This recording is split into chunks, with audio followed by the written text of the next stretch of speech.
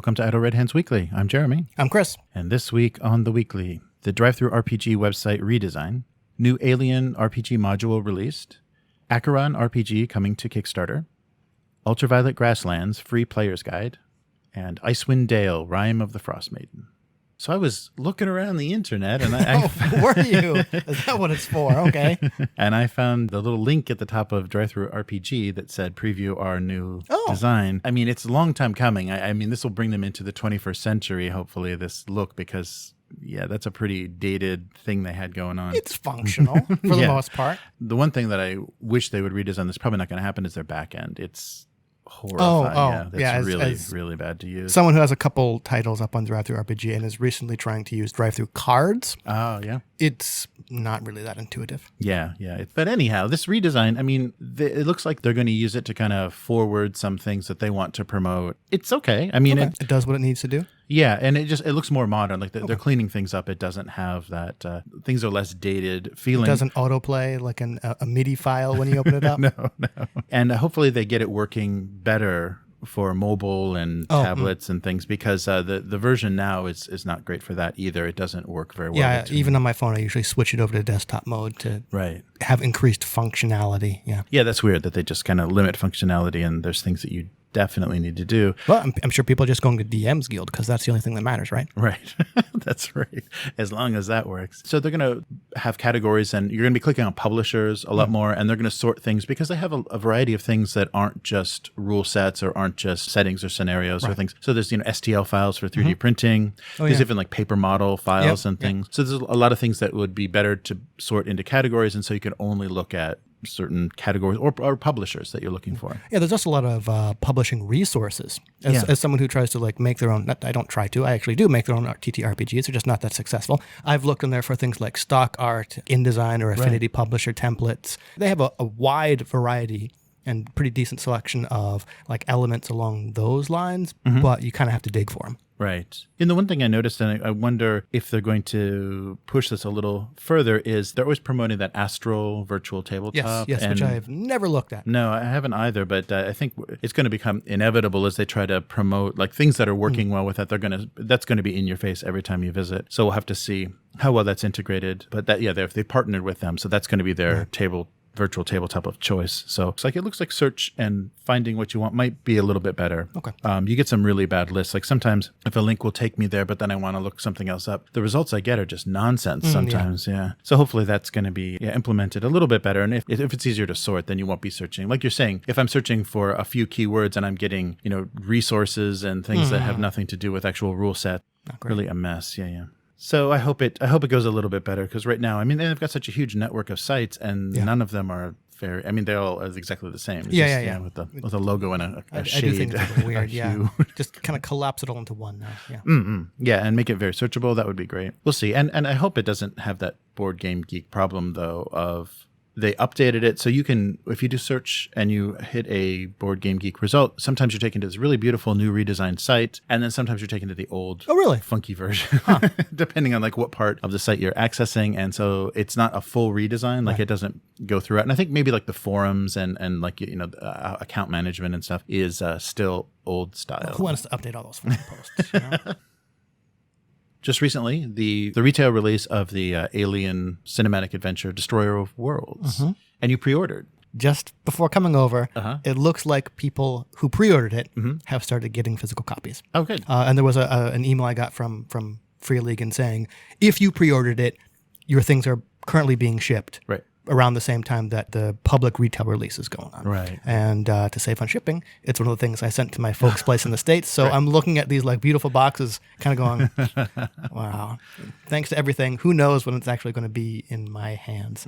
But the box, I've only seen the extra of the boxes. They look really nice. But I think I said before, I've read through at least the Destroyer of Worlds adventures, kind of skimmed it, and hopefully will run it sometime. Oh, cool. Yeah, and I was surprised it's a box set because they're releasing both the starter set and then this cinematic adventure, and it was a box set. So it's got a double-sided map, 5 pre-gen characters, custom weapons, vehicles, variants, personal agenda cards, and relevant handouts. That looked pretty good. So what was have you read through a little bit? I've skimmed the Destroyer of Worlds Adventures, and I got the bundle, which was both boxed sets, both the new starter set and the Destroyer of Worlds cinematic set, because if you buy them together, there was kind of I forget how much of a discount, but it was a slight discount. And even though I'm not that interested in the colonial marines aspect of the Aliens franchise, I am interested in seeing more examples of cinematic starters or cinematic scenarios, because I think that's the strength of the game. The adventure or the scenario is what you would expect based on kind of Chariot of the Gods, kind of similar, not similar in terms of content, but sort of same structure where you have these pre-generated characters. There's different acts where you get the personal agendas that are going to kind of change and develop so that you actually kind of play it like a movie. Right. The one difference from Chariot of the Gods, there's 3 acts. It's not chronological. And what I mean is, like in Chariot of the Gods, okay, I guess slight spoilers, Act 1, Act 2, and Act 3 were kind of like based on how much time the PC spent on the Chronos. The Destroyer of Worlds scenario, you're set on a base. I think planet side, actually. And it's time-based, but the players or the characters can go anywhere. So there's like a bunch of different locations, and they've had to, in the book, say, if you're in Act 1, here's what's going on. If you're in Act 2, here's what's going on. And if you're in Act 3, here's what's going on, all for the same location, because there's no set order the players have to go to any location in, which is interesting and exciting and what I would kind of expect from a scenario. It also means there's a lot of information crammed into each location, which the GM is either Game Mother is either going to have to memorize or have readily accessible to run the game. I'm interested in that as well, like how that's going to run, especially because you're doing a lot more combat. Like I think with the previous cinematic adventure, you could do a lot more fleeing if you wanted to just kind of. I think you were encouraged. Yeah, of course, I wasn't really. Well, depending on where you went, yeah. Right. Yeah. It looks like a nice package, and I'm glad that they're including a lot of the extras in it, not just like a paperback book or whatever. They really, and that helps a lot when you've got the character portrait and you've got a card, kind of secret information to read about your motivations. I think that's a nice. I was not skeptical. I'm always, I guess, a little skeptical of like add-ons, things like cards and dice and tokens and stuff like that. But when we played Alien the first time, I really saw how having the personal agendas as cards or being able to pass out the equipment cards was both helpful, like a helpful way to quickly convey information to the players. And also, when we played Chariot of the Gods, the captain being able to hand out the equipment and seeing who got what and who didn't get anything, I think enhanced the experience of the game, where you were really aware of kind of who got what. And so I made cards when I ran it, which is why I actually went for the box set and saying, okay, I'm normally not that impressed by this stuff. I think it really does enhance the gameplay. So yeah, let's spring for the box set. Oh, that's cool. And like you said, also they released the starter set, and I really like the fact that they gave a disclaimer that said if you supported this game already in an initial bundle, there's nothing new here. Like the starter set contains everything that was included in their kind of early pre-release, like the condensed rules and the cinematic adventure that you got from the beginning. So that's going to be Chariots of the Gods adventure in the starter set. So the first cinematic adventure that we all played. It also gives you the 84 game markers to keep track of motion tracker pings, characters, and alien locations, then 56 custom weapon cards, and then also 20 custom dice. So they give you a bunch of dice in there too. But that also comes at a price then. So the retail for the starter set is $49.99, whereas Destroyer of Worlds was $29.99. Yeah, I guess those dice bump things up a bit. I think the together the price was something like $80. Oh, that's good. Yeah. if you went for like the bundle. I don't know if that's still available. Right. But. I'll put a link to the Free League website and also DriveThruRPG because you can get the digital version of everything if you want to print yourself. And if there's things that you don't think you're going to You'd be printing a lot if you had the PDF. And a word of warning, it's not a very print-friendly game because everything is black, green on black. Yeah, it looks great if you're printing it yourself, which I printed out when we were running Charity of the Gods, printed out chunks of that condensed rule book. Right. It's a lot. Yes. Yeah, but it's a good game. We had a lot of fun with those. And those cinematic adventures are good for a single session or a few sessions, depending on how much time you have. I think you would be really hard-pressed to run Destroyer of Worlds in a single session. Unless you're doing like a marathon 8-hour thing. Really? Just because it looks more substantial, though not excessively so, than Charity of the Gods. Like there's more to it than Charity of the Gods, I would say. Is there any kind of like ticking clock or anything that kind of pushes the characters time-wise? Like is there anything that's going to explode or any critical events? Actually, and saying what I think would be spoilers, but you're playing Colonial Marines and you have a time frame within which to complete your mission. I see. Okay. So there's kind of like, I guess, like an internal pressure of kind of just command says, do it by this time. There's also a couple things going on in the location that will come to a head. So Right. So I hope we get a chance to play that. I think that would be fun because the original one, Chariot of the Gods, was fun. And we have a lot more rules knowledge now. Yes. Thinking about like that Chariot of the Game Gods, which was fun. There were a lot of deaths where there should have been some empathy rolls where you're not emptying the air out of the science lab unless you fail that empathy roll. Right. Yeah, that's true. Something that I saw on Kickstarter, the Acheron RPG is coming to Kickstarter. So they've already released kind of a beta version, free beta version of these rules. Seems like an interesting world and an interesting system. They're calling themselves like a mature RPG, not meaning nobody saw my grimace at that. So okay, let's hear it. Not meaning like sex and violence. I'm meaning like mature themes of sex and violence. Of madness, and so they say it's Call of Cthulhu inspired World of Darkness, and it's about sacrificing your humanity to fight horrors in the world. Okay. So the setting of the world is surrounded by a massive wall. So it's impenetrable until a breach comes. And through this breach comes all sorts of tentacle monsters. Yes. Okay. Yes. The Reclamation Act is passed and kind of new social order rises around this. So the factions are kind of interesting. There's a government faction, a Church of the Twin Gods faction, and then basically a lot of families that had been, heads of industry and things are the factions that you can choose to play. And so they all have... What faction are you? The Rockefeller faction. Yeah, all right. It did seem to have some real interesting clash between the different factions of the game. A mature RPG, Dark World Studios uses a simplified realism, to inform all parts of the Acheron RPG. One result is a deadly and grim combat system, and another is a tense world of kind of clashing cultures. Okay. It's a deadly game, so characters start with around 6 health, and a single pistol shot does 1d10. So you gotta take cover and wear armor if you need to. Something that they have included in the system is to keep characters alive. The Die Hard system allows players to give their character a permanent flaw rather than suffer character death. So that's kind of that's a newer thinking. Let your character die and join in with another is, I think, maybe a little bit of a better... It can be. I was thinking, like Fate. It can be really hard to kill characters in Fate, but you can kind of do that in Fate as well. There's a way to not die, shrug off like a massive amount of damage, but you have to completely rewrite your high concept to then incorporate whatever kind of new flaw or new quality your character has. And this looks like an extreme way to do it. Yeah, and they also talk, sanity. They have a sanity mechanic. That's what I'm waiting for. There's 3 significant categories of trauma: mortal, violent, and supernatural. So characters can also recover and regain sanity through camaraderie with friends or treatment. So kind of social interaction. And I guess that makes sense. The kind of group morale can kind of restore you. Yeah, so there are free beta rules to this, and it is currently on Kickstarter. So if you want to have a look at that, the artwork is gorgeous, and I think the setting is interesting. It looks different. It's not Call of Cthulhu, and but the setting is kind of a 1930s look. The politics, there's much more politics and clash and between the factions that they're trying to go for instead of the individual against the unknown. Right. So maybe more like a zombie movie where the humans are in conflict and the zombies are this like setting that they're dealing with, this context of like danger. I think Chris and I got into a big argument one time about whether, for Alien as well, about whether the enemy is actually the alien or the other people around you. Right.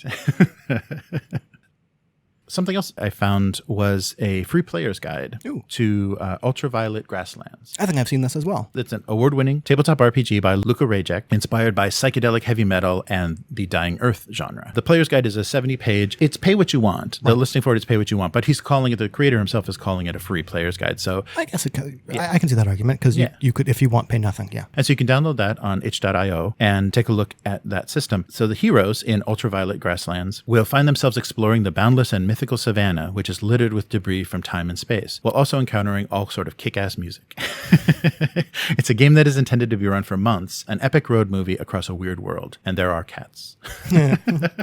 I'm mildly familiar with Ultraviolet Grasslands because it's kind of been on my radar for a while. And yeah, it looks like it's not a hex crawl, but I guess the assumption is you're going to be traveling this caravan road from sort of point A to point B, crossing what I guess is the Ultraviolet Grasslands, which allows you to encounter all these different things kind of as, you get to the, I forget what the end destination is. The full game is available on itch.io and DriveThruRPG, and right now fans can pre-order the print version from Exalted Funeral Press. So I'll put a link to all that good stuff so you can find that, find some appropriate music, and you'll be all set. Yeah. And finally, something that you've been talking about. Yeah, far too much. Right. Icewind Dale, Rime of the Frostmaiden. So what is this? It's D&D's latest adventure module, which I believe is going to be publicly released on September 15th. So possibly after this gets released. But anyway, so if you've been listening for a while, you know my feelings on D&D. It's not great. Doesn't deserve the title of world's greatest role-playing game. And I only saw this because of a Polygon article written by Charlie Hall, and the headline is, D&D's next adventure will test even the best dungeon masters. And I came across this just by scrolling through my Twitter feed, and someone had, quote, retweeted it with the hashtag, I'm up to the challenge. And there were several replies also saying they were up to the challenge. And that piqued my interest because I think it is kind of a negative way to advertise an adventure module. It kind of seemed to be playing on that, are you man enough? Or only the best gamers are going to be able to do this thing, and kind of baiting people into playing it. And it just kind of seemed like not underhanded marketing, just something we don't need to do anymore. Ah, I see. So I read the Polygon article. The first two paragraphs, in my opinion, were not flattering. It said, even experienced dungeon masters will have a tough time keeping up. Right. And the author of the article said, Rime of the Frostmaiden, however, takes so many bizarre twists and turns that I had a hard time keeping up from page to page. Which there's been some discussion, and I've been involved in some discussion about whether that's accurate, whether this is just kind of like a negative review, because the rest of the article reads very positively and says all these wonderful things that you can do, including, get this, Jeremy, a TTRPG with multiple endings and multiple decision points. No way. I know, amazing, right? I hope we get the good one. Yeah, really. Well, unlike some previous Dungeons & Dragons adventure modules, getting the bad one isn't just a simple decision. So you actually have to work for it this time, which, yeah, I don't know. The way the article was presented, I'm not sure if it was kind of a review or like a pitch for the scenario, possibly both. It may be spinning what were negatives in the past into positives, saying, okay, maybe people were complaining about the lack of multiple endings in previous adventure modules where they were getting railroaded, and hey, look, this one has multiples. Right. But from my perspective, for someone who doesn't really have a high opinion of D&D in the first place, this read very negatively. Also, I am of the opinion that if you're going to take the title of world's most popular role-playing game, you should be releasing modules that encourage people to DM and help people DM as much as possible and present the information the DM's going to need in as clear and concise a way as possible to be useful during the game. Right. And reading something like, the plot was so complex, I had to read it multiple times, or I was getting lost doing it, doesn't sound encouraging to me. So again, whether that's a bad review, I don't know, but it just didn't make the adventure look all that positive. I'll also point out this is the adventure that I guess a couple people I've seen are slamming for reducing the boss monster, the Frostmaiden, to those 3 forms of Mother Maiden Crone, and her final form is essentially, it's called like, it's this frozen construct that's just like a diamond called like the Womb of Winter, where we've discussed before, it's like, good job, you've reduced womanhood to a frozen uterus. Yeah. Nice one, D&D. So, yeah. Yeah, I don't know. This is tough because I think they're maybe struggling to find, and since we're talking about it, and since it's probably going to get attention for challenging, right, that's going to get noticed. It is, yeah. They might be running into, even though they're obviously selling a lot of books, DMs are who is buying adventures, and if you like have one kind of stable DM in your group, and so there's one person out of like the 6 of you or whatever that's buying books, and so instead of going the angle, this will challenge players, your players will never beat this is the deadliest dungeon ever, they're trying to challenge the DM. Can you run this? Right. That's an odd angle to take, and I think anybody outside of the 5e world, it's like, what are you talking about? Why would you make a game like that? But maybe if that's your system that you go to, that's what your group has been playing for this whole time, that is a marketing angle that they're taking. Right. It is odd, and I think from the outside, people are like, what do you guys do at the table? Yeah, like I agree, and I think maybe not a problem, but if you are a DM, right, and you're kind of like the sole DM for your group, I understand, as someone who DMs or runs games, knowing the plot of an adventure for multiple sessions and multiple games can get boring, right? Like, there's not going to be that much surprise. Well, okay, I'll contradict that. If you're running sort of a railroady game, there's not going to be that much surprise for you, the DM. And I understand that can get boring. So reading this article, it kind of seems like, there's surprises even for the DM, which I see why that would be appealing.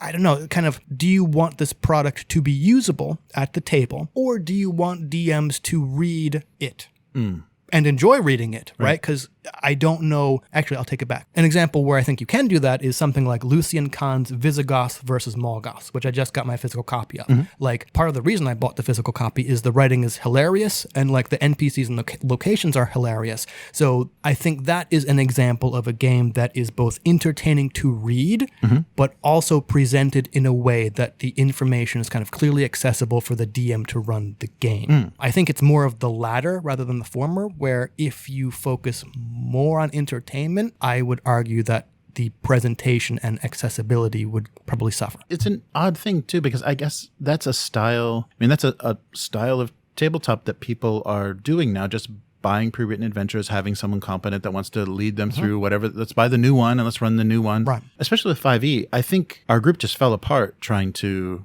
get through a pre-written adventure, but the one that we world built, all gave input on and created our own world was what we stuck with. Like, you know, so I think that's a challenge I think they're always having, is they want to sell more books, and how many more subclasses and spells are you going to be able to come up with? That's what's in the player stuff. All that player-facing spells and subclasses and artifacts and stuff like this. And the DMs, it's adventure. Yeah. But I was going to say, this is going to sound possibly bad. I don't know how typical our group is. Right. Where everyone in our group DMs. And I think everyone in our group is maybe more towards the improv side of things, where when we did try and play a pre-written adventure module, not through necessarily any fault of our own or not by trying to derail things, we just immediately said, okay, here's what we want to do.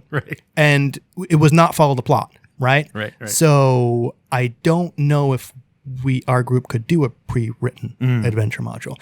Maybe there's other groups where they kind of want to be taken along for the ride. Right. And there was a Forbidden Lands game that I only played one session of with some new players who had some experience. And I remember at one point, one of the players said, to the rest of the group, is this what we should be doing? Because I kind of want to get on with the story. And he didn't say it in a negative way, just kind of his experience was there's a quest and you kind of do it. And even the GM kind of looked around and said, the story is what you end up doing. Right. So that kind of, again, illustrated to me how there are some players who just kind of want to sit down and play out, which there's nothing wrong with.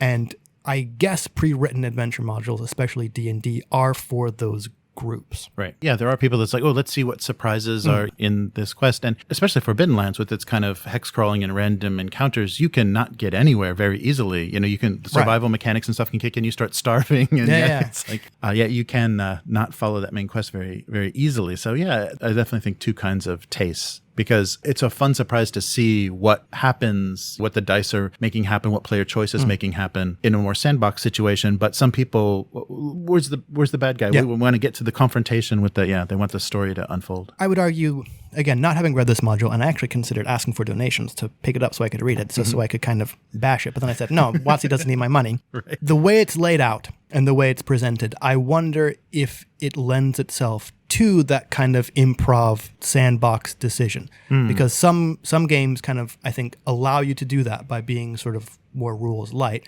and not having to prep so much for an encounter. Right. And some, I think, lend themselves less to that by you having to prep a lot of work. So that if the players bypass something, you say, all this prep I've done is now kind of out the window, and you might be inclined to nudge players and their characters back towards that encounter so you don't feel you've wasted your prep. But since we talked about it, I kind of want to compare a little bit the Icewind Dale Rime of the Frostmaiden to those Alien box sets. Because the retail price for Frostmaiden is about $50. For $175, you can get the Platinum Edition from Beetle and Grimm, Of course. which, according to their website, has broken the module up into multiple books for, and I quote, more manageable to be more manageable at the table. Right. And I saw that, and that was also a turnoff. Yeah. There was other stuff in the $175 package, or the sold out $500 package, which to me is ridiculous. They sold 1,000 copies of that thing. And they were kind of being coy about it and didn't even give you a full list of what was in these boxed sets. Wow. I mean, they said, look at our other ones for examples of what's going to be in here. But whatever. I was really turned off by what looked like customers having to pay more to make the product more accessible.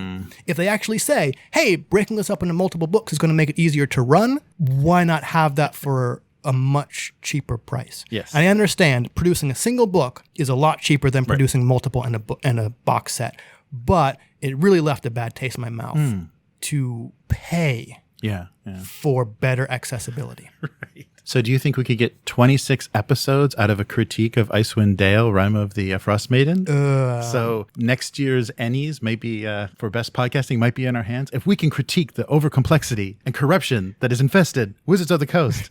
You know what? If someone wants to donate a copy of Icewind Dale, Rime of the Frostmaiden, I will review it. Nice. I will not buy it myself, but if someone wants to give me a copy, I will review it. So visit patreon.com/idleredhands. But yeah, definitely, I think it's a little bit more of a bubble that we're not in. That people are seeing this as a good, and especially the kind of super deluxe versions of things that are being made. I don't know. I mean, it'll make a beautiful bookshelf. I'm sure. Yeah, it will. I'm sure the books they put out are beautiful. You get like dice in them. I think in the $500 set you got like 20 pre-painted minis and all these kind of double-sided maps and all this stuff. I'm not trying to say it's not worth the price you pay. However, the price you pay does seem rather steep to me. It may include some of your dignity. It might, yeah. So where can people find you? On Twitter, as always, where I'm currently reviewing Frank Herbert's Dune chapter by chapter. Oh, wow. Not like a review. They're rereading it again in anticipation of the movie coming out. Right. How about you? And I do a single panel gag cartoon that I draw 2 of every week, and I live stream the creation of those cartoons. So you can find that on Twitch and YouTube under Abuse Cartoons. AbuseCartoons.com is the website. And if you want to look at the archive of all of those previous cartoons, it's gocomics.com/domestic abuse.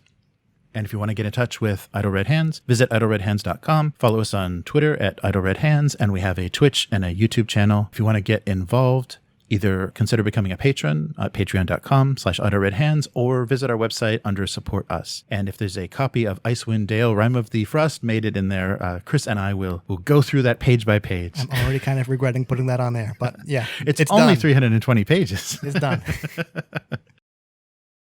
So I started looking at wargame themed, because wargame is the origin of tabletop. All of the original people involved in creation of tabletop roleplay, started in wargaming, historical wargaming. I found an excerpt from the H.G. Wells book, Little Wars. And I thought, because it was just an interesting combination, because he was inspired to kind of write down a system of rules that they were using to play on the floor with his kids. Him being a pacifist, I thought that this definitely came across.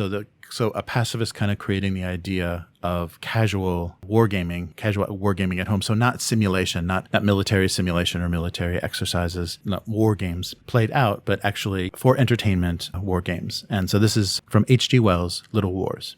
So Little Wars was written in 1913. The full title of Little Wars is Little Wars, a game for boys from 12 years of age to 150, and for that more intelligent sort of girl who likes boys' games and books, provided simple rules for miniature wargaming.